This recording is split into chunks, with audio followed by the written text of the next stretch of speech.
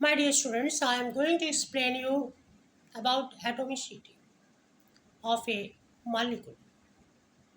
That means number of atoms present in a molecule is called its atomicity. Now, first type of atomicity is monoatomic molecule.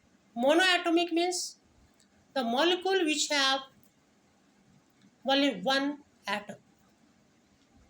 Example, all the metals with inert gases. Inert gases are also monoatomic. So, copper, aluminium, iron, tin, tungsten, gold, silver, and helium, neon, argon, all these are monoatomic molecules. Then comes diatomic.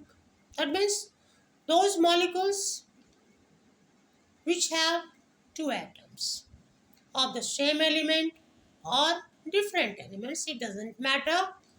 The matter is that how many atoms are present, it is counted. And then if there are two atoms of the same or of different atoms, different elements, then it is diatomic. As you see, carbon monoxide. One atom of carbon, one atom of oxygen, that is CO. It is diatomic.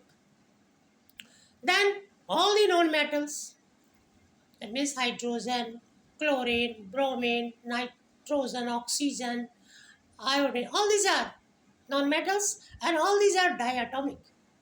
Now, HCl, here it is not of the same element, different elements it is, hydrogen and chlorine. Then hydrogen chloride, there are two atoms. In the same way, sodium chloride, NaCl, one atom of sodium, one atom of chlorine, and it becomes two atoms, so it is diatomic. In this way, we are finding out the number of atoms, and that signifies its atomicity. Now, third is triatomic. That means number of atoms of the same element or of different elements in a molecule. As you see, ozone, O3, here it is of same types of elements, same types of atoms are there, that is of oxygen, and it forms triatomic, that is O3. Now another example you take, CO2, carbon dioxide. One atom of carbon, two atoms of oxygen. Then it becomes three atoms. So carbon dioxide, that is CO2, its atomicity is 3. So carbon dioxide is a triatomic molecule. In the same way, sulfur dioxide, SO2, there one atom of sulfur, two atoms of oxygen, it becomes 3 atoms. So SO2 is a triatomic molecule. Now comes tetraatomic. That means that molecule in which same element or different elements. Number of atom is 4.